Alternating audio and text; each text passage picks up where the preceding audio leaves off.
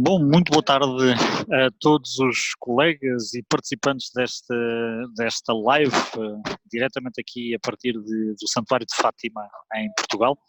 Meu nome é Pedro Paes, sou o guia da Lusa Nova. Muitos de vocês já me conhecem de outras ocasiões, alguns de vocês inclusivamente já viajaram comigo por essa Europa fora.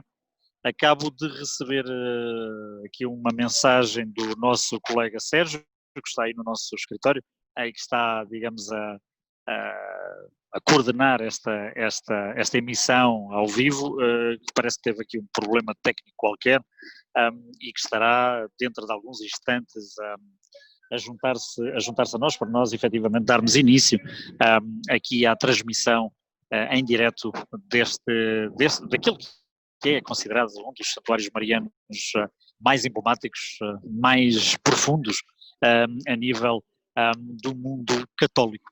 Então vamos esperar só mais alguns instantes e começarei então a fazer a transmissão quando o Sérgio estiver em condições técnicas. Obrigado pela vossa compreensão. Até já.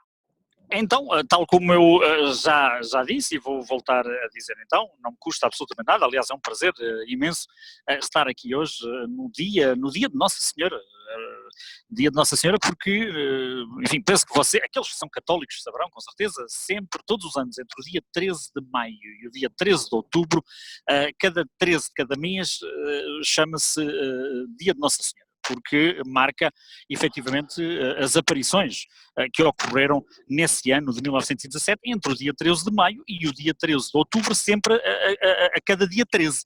E então hoje é dia de Nossa Senhora. É dia de Nossa Senhora, as principais cerimónias já ocorreram durante o dia. Nós aqui em Portugal já temos neste momento, são 17h30, ou seja, já é final da tarde. Vocês ali à frente estamos a ver a Capelinha das Aparições, onde neste momento está a decorrer uma missa em francês, mas as principais cerimónias e principalmente as cerimónias que são feitas em honra do imigrante português. O dia 13 de agosto em Portugal é tradicionalmente chamado do Dia do Imigrante. É o dia em que todos os imigrantes portugueses que estão espalhados por esse mundo fora, desde o vosso Brasil, passando pelas Franças, pelas Alemanhas, pelos Canadás e pelo mundo inteiro, pela Austrália, em todo o lado existem comunidades imigrantes portuguesas. O mês de agosto é aquele mês em que a grande maioria dessa comunidade imigrante volta a Portugal para estar com os seus pais, para estar com os seus familiares que não imigraram, que por aqui ficaram, vêm cá passar as suas férias e começou-se a construir uma tradição, há muitas décadas atrás, de os imigrantes aproveitarem o facto de estarem em agosto, de se deslocarem aqui ao Santuário de Fátima para virem agradecer a Nossa Senhora de Fátima todas as bênçãos recebidas ao longo das suas árduas vidas de imigrantes. Alguns de vocês aí, se calhar desse lado, já tiveram nessa situação, já saíram do vosso Brasil para trabalhar noutro país e sabem que não é fácil. Ser imigrante é uma vida amarga no sentido de estarmos longe da nossa pátria, estarmos longe da nossa família, da nossa cultura, dos nossos costumes, sempre que nós temos a possibilidade de regressar às nossas origens, sem dúvida alguma que sentimos aquela necessidade intrínseca de agradecer a um poder superior por todas as graças recebidas, pela sorte, pela saúde obtida, os filhos, o trabalho, etc, etc. E então os portugueses fazem isso há algumas décadas, que é vir precisamente aproveitarem o facto de estar aqui em Fátima, ou estarem em Portugal em agosto e virem então aqui no dia 13 de agosto, que é dia de Nossa Senhora, para virem assistir a essas cerimónias dedicadas ao imigrante. E eu comecei por dizer que a Capelinha das Aparições é ali, onde no seu interior tem a capela original, construída em 1919, e no topo do santuário, num dos topos do santuário, temos então a magnífica basílica neobarroca, começada a ser construída em 1928, construção que se arrastaria até 1953/54, quando ela foi consagrada, ou seja, ainda ainda demorou umas quantas décadas a ser construída, construída por um arquiteto neerlandês, um arquiteto do Reino dos Países Baixos, aquele país que nós vulgarmente chamamos de Holanda, que é um erro, como vocês sabem, é o Reino dos Países Baixos, esse arquiteto, que era o Gerardo Samuel van Krieken, ele estava radicado em Portugal, ele era imigrante em Portugal, e foi convidado pelas autoridades eclesiásticas portuguesas e pelo governo português para construir a Basílica de Nossa Senhora do Rosário.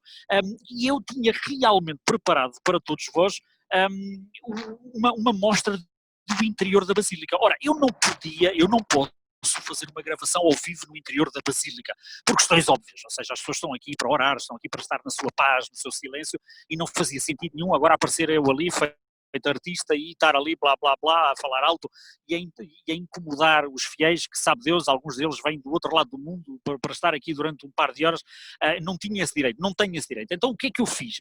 Eu tomei a liberdade, antes da live começar, entrei dentro da Basílica e com os meus cuidados, com o meu artifício, lá consegui fazer uma captação de imagens do interior da Basílica com uma ou outra explicação, e é precisamente esse pequeno trecho de imagens, esse pequeno vídeo, que eu gostaria então que o Sérgio passasse neste momento, para vocês poderem então ver também um pouco do interior da Basílica de Nossa Senhora do Rosário. Sérgio, estás aí? Estou aqui, vou então transmitir para as pessoas poderem ver um pouquinho desse interior, que eu acho que é muito, muito válido. Vamos lá. Pedro confirma que está vendo? Já vê a tela do vídeo? Ok, perfeito. Já vejo a tela do vídeo, vejo sim, senhor. Então vamos lá. Agora só falta começar o play.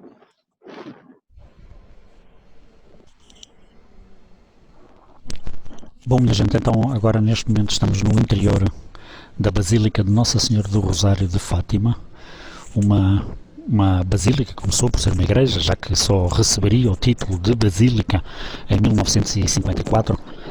Ela foi concluída em 1953, tendo a sua construção começado em 1928. Uma basílica que foi construída num chamado estilo neobarroco, ou seja, um barroco moderno, um estilo a imitar o barroco original do século XVIII. Uma igreja que tem mais de 70 metros de nave central, que tem ao todo 14 capelas laterais, representando cada uma dessas capelas um dos mistérios do Rosário, e que termina depois com o 15º mistério, que é precisamente aquela imagem que vocês veem por cima do altar-mor, que é a coroação de Nossa Senhora pela Santíssima Trindade.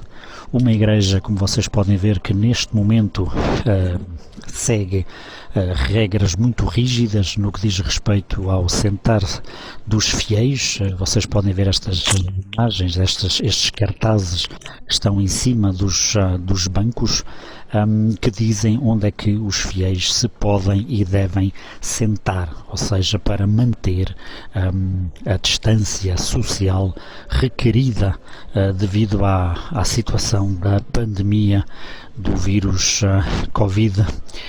Eu estou a caminhar lentamente para a zona do transepto, que neste momento é, sem dúvida, a parte mais importante da Basílica de Nossa Senhora do Rosário. Isto porque é precisamente nesta parte que nós chamamos o transepto. O transepto é aquela nave numa igreja, no interior de uma igreja, que cruza com a nave central. A nave central é esta que vocês aqui veem, que eu estou a apontar, ou seja, a nave principal da igreja, que termina com o altar-mor, e depois temos então esta nave onde eu me encontro neste preciso momento e que é chamada então o transepto. O transepto, neste caso aqui da Basílica de Nossa Senhora do Rosário de Fátima, assume um papel muito importante em toda a construção, porque é precisamente aqui neste transepto que nós podemos encontrar os túmulos dos 3 pastorinhos, ou seja, as 3 crianças que foram então as pessoas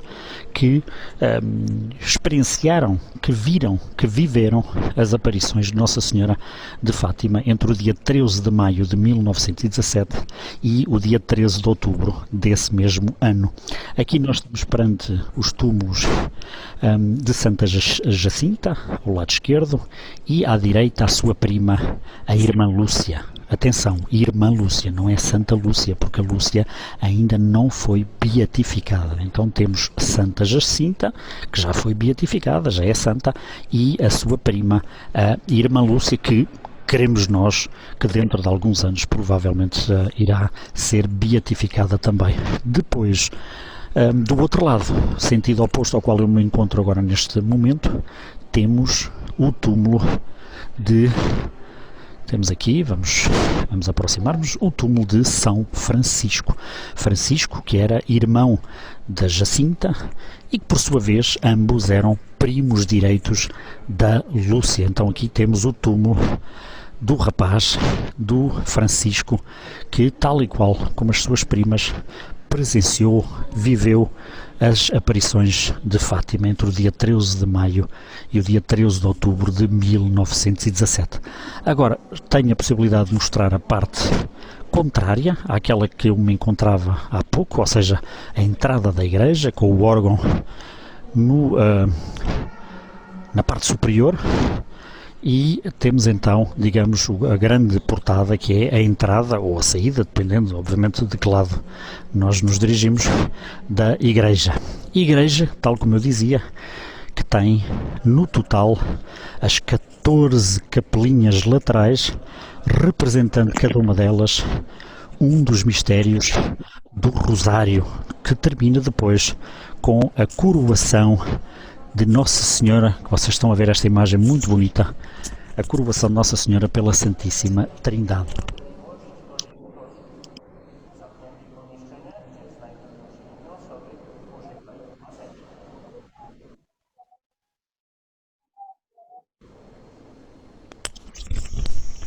Muito é o fim, é o final do vídeo. Foi construída começou a sua construção em 1928 e foi projetada por um arquiteto neerlandês, ou seja, um arquiteto que era oriundo do Reino dos Países Baixos, mais comumente chamado, erradamente por nós chamado, de Holanda, esse país pequenino do norte da Europa, muito bonito. E então o arquiteto neerlandês Gerardo Samuel van Krieken era o nome desse arquiteto, estava radicado em Portugal, vivia em Portugal e foi convidado na altura pelas autoridades eclesiásticas e pelo governo português para, ser o autor desta basílica que hoje atrai tantos milhões de pessoas, tantos milhões de católicos do mundo inteiro.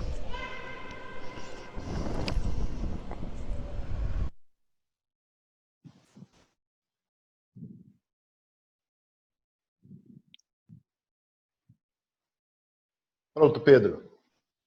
Ora, cá estamos. Agora sim, agora parece que terminou. Vamos lá ver se a minha câmara parece que está bloqueada. Vamos ver agora. Agora sim. Eu gostaria, antes de continuar aqui do ponto onde me encontro neste momento, gostaria de fazer aqui não é bem uma correção, porque não foi um erro, mas falta aqui acrescentar um pequeno detalhe.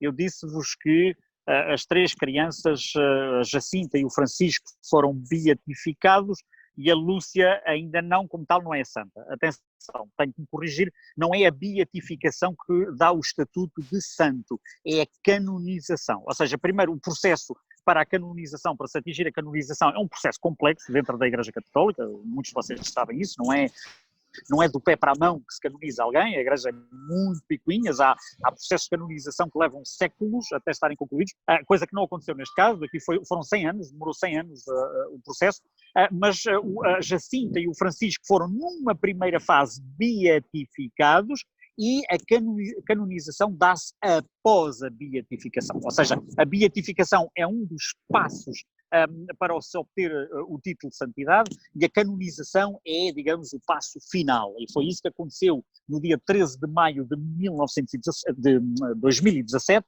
quando o nosso Papa Francisco, e digo o nosso Papa porque eu sou católico, quando o Papa Francisco vem aqui ao santuário, a cerimónia que eu tive, enfim, a oportunidade única na vida de assistir e de participar, e foi nesse dia, para comemorar os 100 anos, o centenário das aparições, porque foi 2017, precisamente foi em 1917, no dia 13 de maio, em que o Papa Francisco veio aqui, comemorou os 100 anos e, ao mesmo tempo, concluiu o processo de santidade da Jacinta e do Francisco, que já eram beatos, eles já tinham sido beatificados e foram então canonizados pela lei católica, obtendo o estatuto de santidade, ou seja, Santo Francisco e Santa Jacinta.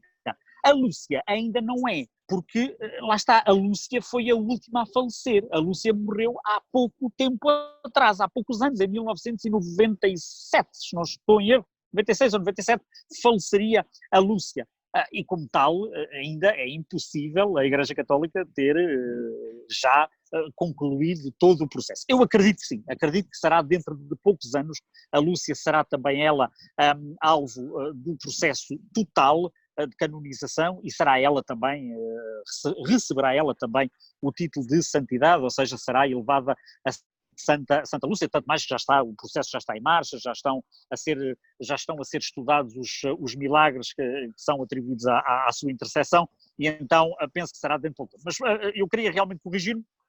Jacinta e Francisco não foram beatificados há alguns anos atrás, foram canonizados no dia 13 de maio de 2017, subindo então de posto, e a partir desse dia são designados de Santa Jacinta e São Francisco. Houve uma colega nossa que escreveu no bate-papo, Pedro, porquê é que eles não estão juntos? Porquê é que eles estão separados?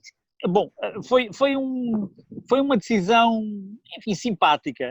O santuário, as autoridades eclesiásticas portuguesas decidiram que ficavam as duas meninas juntas, a irmã Lúcia e a Santa Jacinta, e ficava o rapaz do outro lado do transepto. Ou seja, para equilibrar um bocadinho as coisas, para não estar tudo num lado do transepto e o outro lado do transepto ficar vazio, então ficaram as duas meninas, por questão de sexo, ser o mesmo sexo, ficaram do lado esquerdo do transepto, e o rapaz do sexo masculino ficou então do lado direito, mas não houve ali qualquer intenção de separação maldosa ou por alguma razão histórica, não, foi uma questão simpática de manter as meninas juntas de um lado e o rapaz foi para o outro. Então vamos avançar com a nossa descoberta do santuário, e eu trouxe-vos aqui, após aquela conversa toda, trouxe-vos até aqui um ponto também muito interessante. Aqueles que vocês já estiveram aqui em Fátima, com certeza estarão a reconhecer neste momento o que é esta coisa tão estranha aqui por detrás deste vidro. Será que alguém sabe? Será que alguém se lembra? Bom, não interessa, eu vou-vos dizer o que é. Trata-se de um pedaço original do Muro de Berlim. Sim, meus amigos, o Muro de Berlim, aquele muro ínfame que dividia a Alemanha em Alemanha Democrática e Alemanha Federal, que dividia o mundo entre o bloco comunista, o bloco soviético, a antiga União Soviética, o Pacto de Varsóvia, e o mundo ocidental, o bloco ocidental, controlado pela NATO, pela OTAN, como vocês dizem no Brasil, a OTAN, a Organização do Tratado Atlântico Norte, de um lado do mundo, e do outro lado o Pacto de Varsóvia, que era controlado pela União Soviética, a União das Repúblicas Socialistas Soviéticas. E em outubro de 1989 cai o muro na Alemanha, finalmente, na altura, Gorbachev de um lado, Ronald Reagan do outro, todo o mundo trabalhou para que caísse aquele último símbolo da separação entre o homem, e veio parar aqui a Fátima este pedaço de muro, um pedaço original, ele ainda está pintado com os grafites que os jovens da Alemanha Oriental e da Alemanha Ocidental pintavam de raiva, de angústia por terem aquele muro a dividi-los, alemães irmãos de um lado, irmãos do outro. Foi terrível, foram 50 anos realmente terríveis, para mim ainda mais porque eu nasci precisamente na Alemanha, eu sou filho de imigrantes portugueses, eu vivi na Alemanha durante muito tempo e cresci nessa separação que era terrível. Os alemães não querem imaginar o que é nós termos familiares nossos por detrás de um muro e não podermos vê-los, não podermos tocar neles, deve ser uma coisa assim tremendamente angustiante. E eu vivi isso na pele e realmente os católicos alemães decidiram enviar este pedaço de muro do Berlim para o Santuário de Fátima para agradecerem a Nossa Senhora de Fátima todas as suas intercessões para que aquele terror acabasse. E realmente, digamos que o pedaço do muro que está aqui acaba por ser um obrigado, um agradecimento singelo por parte dos católicos alemães, eu diria até dos não católicos, neste caso aqui, eu acho que numa situação dessas, as pessoas não querem saber se são católicos, são muçulmanos, são o que quer que seja, querem viver em paz, digamos que foi um agradecimento singelo à Nossa Senhora de Fátima por ter, enfim, dentro das leis desconhecidas do universo, da crença e da religião, de ter providenciado a reunificação da Alemanha e a reunificação do povo alemão. E bom, minha gente, mais uma vez eu vou agora virar, porque estou aqui numa parte do santuário realmente muito bonita, que vos consigo dar uma imagem extraordinária de toda a esplanada do santuário, como podem ver, a Basílica de Nossa Senhora do Rosário, lá no topo, com aquele campanário tão característico, com aquela coroa, a coroa que está sempre em cima da cabeça de Nossa Senhora. Depois temos ali o Sagrado Coração de Jesus, a Capelinha das Aparições, o lugar mais emblemático de todo o santuário, a capelinha que marca precisamente o lugar onde as aparições ocorreram entre o dia 13 de maio e o 13 de outubro de 1917, e depois aqui no alto temos a nova basílica, a basílica até estranha, permitam-me esta expressão, uma basílica de construção, uma arquitetura um pouco estranha, um pouco rara, construída em 2007, uma construção que na altura foi alvo de algum celeuma, de alguma crítica por parte da sociedade civil, porque na altura as pessoas disseram, e tal, a Igreja vai gastar tanto dinheiro a construir uma nova basílica, já tem uma, porque é que vão construir outra? E na altura a Igreja Católica Portuguesa foi muito lúcida, muito pragmática e disse, em primeiro lugar, a Igreja não vai pedir dinheiro a ninguém, não vamos empenhar a vida de ninguém, nem de nada para construir a basílica vai ser construída toda, na sua totalidade, com dinheiro doado pelos próprios fiéis, pelos próprios católicos, ou seja, é a vontade soberana do próprio fiel, do próprio católico que está aqui em jogo. Foram eles que doaram o dinheiro para a sua construção, não pedimos, a Igreja não teve que pedir créditos, não teve que deixar ninguém em dificuldades para construir a basílica e, além do mais, era uma questão de necessidade. Sabem porquê? Porque ali, naquela basílica, na antiga, na basílica velha, digamos assim, com todo o respeito, obviamente, que é mais antiga, já não dá, não chega, minha gente. Ao contrário daquilo que muita gente possa pensar e daquilo que muita gente possa dizer, eu tenho vindo aqui ao longo dos últimos 26 anos e tenho visto um crescimento exponencial da fé em Fátima. Vocês não imaginam, é que eu quando vinha cá há 26 anos, eu via aqui 1.000 pessoas, 2.000 pessoas, eu hoje em dia venho aqui e vejo aqui milhares e milhares e milhares de pessoas.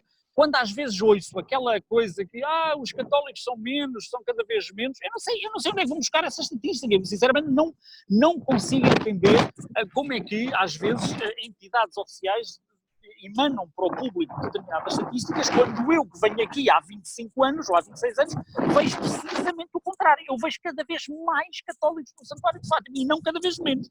E quando eu digo cada vez mais, estou a falar em dezenas de milhares de pessoas, estou a falar em mais 100 ou mais 500 ou mais 1000. Não, eu estou a falar em mais dezenas de milhares de pessoas. Eu estou-vos a acabar de dizer que no dia 13 de maio de 2017, eu tinha aqui 1.200.000 pessoas à minha volta. Vocês poderão dizer, está bem, Pedro, mas isso foi um dia especial, foi um dia de canonização, é normal, o Papa estava aí, tudo bem, mas eu já estive aqui noutros dias 13 de maio, porque 13 de maio e 13 de outubro são as datas de todos os dias 13, dos meses das aparições, dos 6 meses de aparições. O 13 de maio e o 13 de outubro são os dois 13 mais emblemáticos, porque maio marca a primeira aparição e outubro marca a última aparição. E então é quando se reúne aqui mais gente. Eu já estive aqui num 13 de maio perfeitamente normal e tinha 800.000 pessoas à minha volta, ou seja, quase 1 milhão de pessoas que vieram aqui num domingo à tarde e estiveram presentes para as cerimónias do 13 de maio.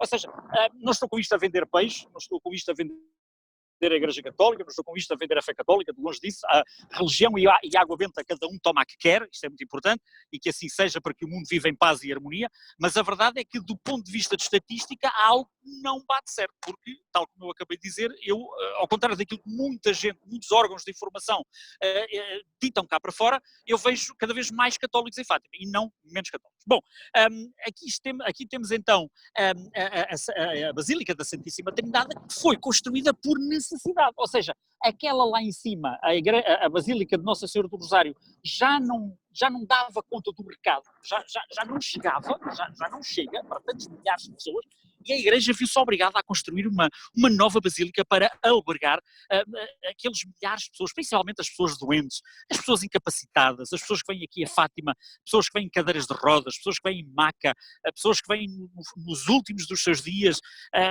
Enfim, nem sequer vamos tentar perceber o porquê das pessoas fazerem aquele esforço, o último esforço das suas vidas para vir a Fátima a agradecer a Nossa Senhora, sabe Deus o quê, também não importa, mas a verdade é que para essas pessoas a Basílica antiga, a Basílica Nossa Senhora do Rosário, aquela ali em cima, já não chegava. E então realmente a Igreja não viu outra forma senão construir uma nova basílica com mais capacidade. E é tanta a capacidade que a Basílica da Santíssima Trindade tem a capacidade para, e agora sentem-se, para 13 mil pessoas, ou seja, sentados em condições normais, cabem 7 mil fiéis dentro da igreja, todos sentados confortavelmente, e em caso de extrema necessidade, numa cerimónia mais especial, a igreja retira todos os bancos do seu interior e consegue colocar em pé dentro da basílica qualquer coisa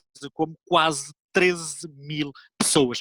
Eu pedia neste momento ao meu colega Sérgio o favor de passar, também aqui tomei a liberdade, como não podia estar a fazer isto ao vivo, em direto, eu pedi tomei a liberdade de entrar na Basílica antes de dar início a esta live e fiz aqui uma pequena gravação do interior da Basílica da Santíssima Trindade, para que vocês também fiquem com uma ideia do quão extraordinário é o interior daquela que é considerada uma das 4 maiores igrejas do mundo católico. Em todo o planeta, esta faz parte das 4 maiores igrejas do mundo católico. Sérgio, não sei se me estás a escutar. Estou escutando, então, só uma pergunta. Bota os 2 vídeos. Diz. Os 2 vídeos, um a seguir ao outro. Primeiro o mais comprido e depois o mais curtinho. Exatamente. Perfeito. Obrigado.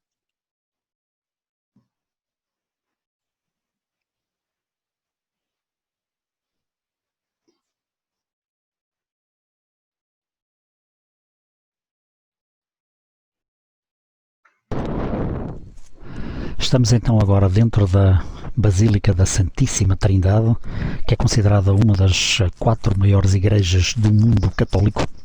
Uma igreja que tem uma capacidade para quase, praticamente 7 mil lugares sentados, ou seja, 7 mil fiéis têm assento no interior desta basílica.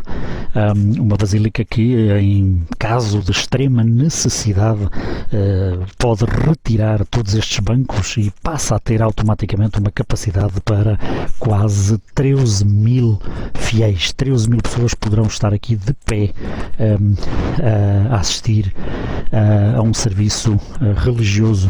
Uma basílica que foi construída num tempo recorde, foram praticamente 3 anos, não chegou bem a 3 anos. Alexandros Tombazis, um arquiteto muito conhecido na Europa, da Grécia, oriundo da Grécia, foi o autor, foi o arquiteto que projetou esta extraordinária construção. Uma igreja barra basílica que prima pela sua simplicidade. Reparem que é uma basílica que não tem grande ornamentação, tem aquele painel extraordinário de mosaico que ocupa todo o altar-mor, digamos assim, da basílica. Vocês veem o altar e por cima do altar então aquela parte que corresponde ao altar-mor temos Cristo na cruz, no centro, e depois aquele mosaico extraordinário, composto por centenas de milhares de peça ou peças de cerâmica pintada que compõem então aquele painel. Mas à parte disso, é realmente uma basílica muito simples, muito, eu não queria dizer, mas de certa forma até austera, mas é precisamente esta simplicidade que dá a beleza total e muito singular a esta basílica.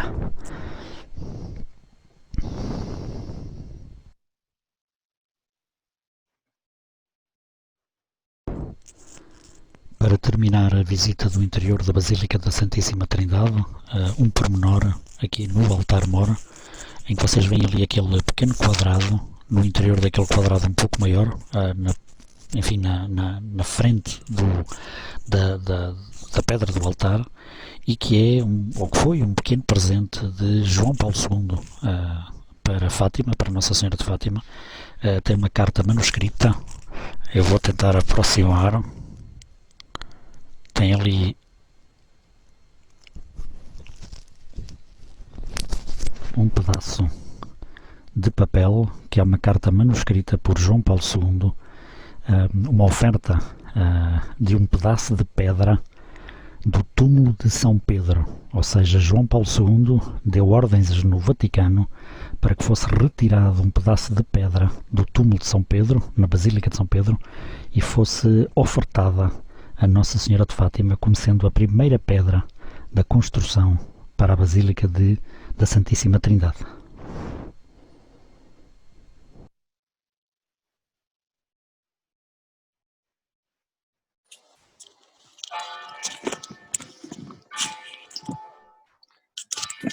Bom, espero que vocês tenham gostado dessas imagens do interior de ambas as basílicas. Obviamente que, meus amigos, vamos ser honestos, haveria aqui material para muitas horas de transmissão. Se eu tivesse feito uma descrição pormenorizada, e aliás, nem seria necessário uma descrição tão pormenorizada assim.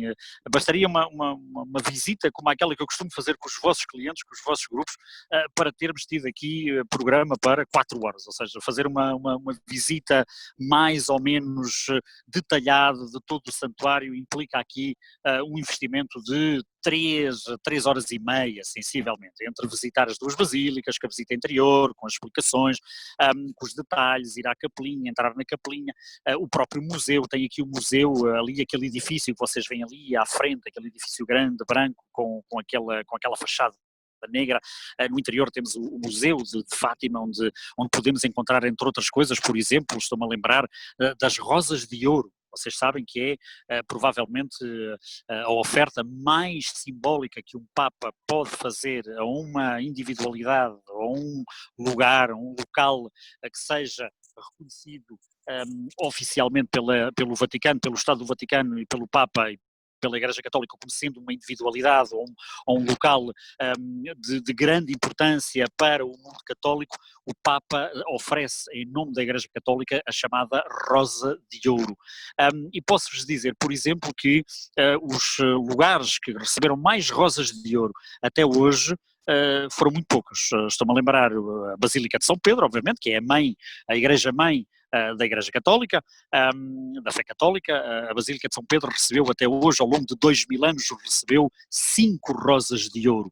A Basílica de São João de Latrão, que é a Basílica da cidade de Roma, vocês não se esqueçam que Roma é Roma, capital da Itália, e Vaticano é Vaticano, o Estado Pontifício do Vaticano, que é uma nação independente. Então a Basílica de Roma, a Basílica principal de Roma, que é São João de Latrão, recebeu ao longo da sua história 4 rosas de ouro. E logo a seguir, meus amigos do Brasil, vêm 2 lugares de língua portuguesa. Vem o Santuário de Fátima, que recebeu até hoje 3 rosas de ouro, essa grande, essa pesadíssima distinção da Igreja Católica, e o outro local de língua portuguesa que recebeu outras tantas rosas, ou seja, 3 rosas de ouro, foi precisamente um lugar que é conhecido de todos vós, meus caríssimos colegas do Brasil, e que vou-vos mostrar, e é aqui que eu quero terminar a nossa descoberta do Santuário de Fátima. Como vocês podem ver, temos aqui a réplica da imagem da vossa Senhora, Nossa Senhora da Aparecida, que obviamente sendo também uma virgem de veneração mundial, acaba por ter uma ligação muito forte a Fátima. Obviamente que aqui jogamos depois também um pouco com a proximidade cultural, a nossa proximidade linguística, toda uma série de detalhes que fazem os dois países ser muito próximos, e daí que aqui no Santuário de Fátima temos presente este mini santuário, este cantinho dedicado à Nossa Senhora da Aparecida. Aqui está ela com o seu manto, vemos ali as bandeiras do Vaticano e a bandeira do Brasil, e é precisamente aqui, neste lugar, que eu gostaria de começar o término, digamos assim, de mais um papo cheio, de mais uma visita a um dos lugares bonitos de Portugal, onde os vossos clientes já vieram e muitos irão vir. Isso é que é o mais importante, é essa mensagem que eu hoje quero aqui transmitir, num lugar de fé, num lugar de esperança, que dentro de muito pouco tempo, não só os vossos clientes, vocês também, vocês próprios estarão com certeza aqui comigo a fazer uma visita mais pormenorizada deste lugar tão cheio de paz e tão cheio de esperança que é o Santuário de Fátima. E como tem sido apanágio, como tem sido tradição destas nossas lives, obviamente que eu não poderia terminar esta apresentação com uma pequena surpresa. Eu sei que o meu colega Sérgio fica muito chateado comigo, eu sei que ele fica muito aborrecido. Lá vem você de novo, lá vem você de novo. Por eu terminar estas lives sempre com umas iguarias de deixar água na boca, e hoje obviamente que não poderia deixar de ser diferente, e então eu tenho hoje aqui uma vez mais a minha ajudante, a minha esposa Susana, que me veio assistir e me veio ajudar aqui a esta transmissão ao vivo, e temos então aqui dois produtos desta região. Eu já tive a oportunidade em Lisboa de provarmos em conjunto, salvo seja, os pastéis de Belém, os famosos pastéis de Belém. Em Óbidos provámos a ginginha, não foi? E então agora estamos aqui em Fátima e temos então aqui os famosos pastéis de Fátima. Os pastéis de Fátima que têm a particularidade de ter a forma de coração, o coração de Nossa Senhora, o coração da fé, o coração da esperança, e que são que é um doce, digamos um bolo. De certa forma o recheio é algo parecido com os pastéis de Belém em Lisboa, mas não é igual, eu estou a dizer que tem uma certa semelhança, mas é um bolo muito bonito, um bolo delicioso, e que eu gostaria de acompanhar. Hoje não são só duas iguarias, não é só uma iguaria, são duas. Eu hoje trouxe uma outra iguaria, neste caso uma iguaria líquida, e que é o famoso abafadinho da Serra da Aire. O abafadinho, que é digamos um vinho licoroso. Eu tenho aqui uma embalagem que já está aberta para ser um pouco mais fácil. É este vinho licoroso que aqui está, que é uma delícia.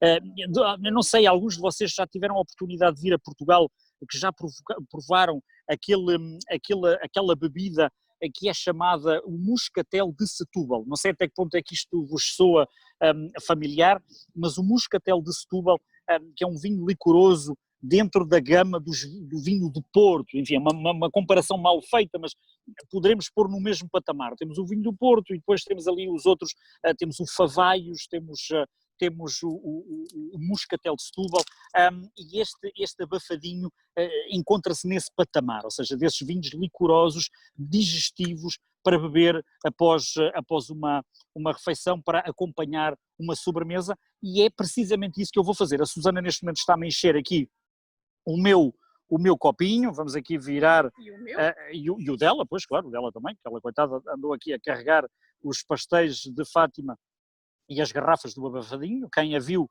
pensa que ela é uma alcoólica, e vamos então, com a vossa companhia, vamos então brindar aqui a um futuro próximo mais risonho. Vamos ter fé e esperança que tudo isto termine muito rapidamente, principalmente para vocês aí no Brasil que estão a passar realmente um mau bocado. Nós nós não passámos nem um milésimo daquilo que vocês estão a passar, e se já foi mal aqui, imagino então aí em território de Veracruz, que as coisas realmente não estão muito simpáticas, mas vai passar com certeza, e que vocês muito rapidamente estejam aqui para tocar estes copos juntamente comigo e com a Susana. Saúde a vocês todos.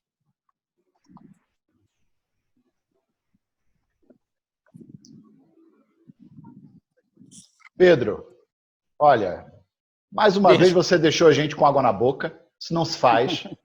Não se faz. Vou suspender essas lives, porque assim não dá. Porque o pastel de Belém a gente até acha aqui no Brasil e tal, mas esse pastel de Fátima não se acha aqui. Aí fica complicado. Mas olha, fica o convite, tu serás o primeiro, com todo o respeito por todos os outros colegas, mas tu como meu colega da casa, quando vieres, faço questão de virmos aqui, agradecer a Nossa Senhora o facto de ter acabado tudo em bem, e vamos ver aqui não só mas alguns cálices de abafadinho, e sem dúvida, acompanhados aqui de um pastel em forma de coração. Olha, Pedro, muito obrigado mais uma vez pela sua disponibilidade, pela excelente apresentação, inclusive os vídeos que fizemos aí no interior das basílicas, justamente para que não tivéssemos problemas de conexão e tal. Mais uma vez quero pedir desculpas aí pelo problema que a gente teve no início da live, mas realmente, como eu vi aqui diversos comentários, não só no Zoom como no Facebook, é uma visita de se emocionar, muitas pessoas se emocionaram durante a live, e é um lugar, independente da religião da pessoa, eu acredito que é um lugar com uma energia muito forte, que faz muito bem, uma energia positiva muito forte, e que nesse momento é o que a gente precisa, ter um pensamento positivo e ter certeza absoluta de que falta menos do que faltava. Né? As coisas estão se abrindo, aos pouquinhos as coisas estão retomando, e a gente já consegue ter aí a possibilidade de planejar as nossas viagens e voltar a visitar esse mundo todo. Isso para mim é fundamental. Quero agradecer muito a vocês, sua esposa, por esse apoio todo que ela tem dado nessas lives todas. Pedir desculpa por é verdade, pedir desculpa por tirar você de casa e tal, mas realmente muito obrigado pela sua disponibilidade também, de estar junto com o Pedro. De nada. Foi um prazer. E que bom que a gente tem conseguido fazer isso. Novas lives vão vir por aí, a gente já está planejando algumas outras coisas.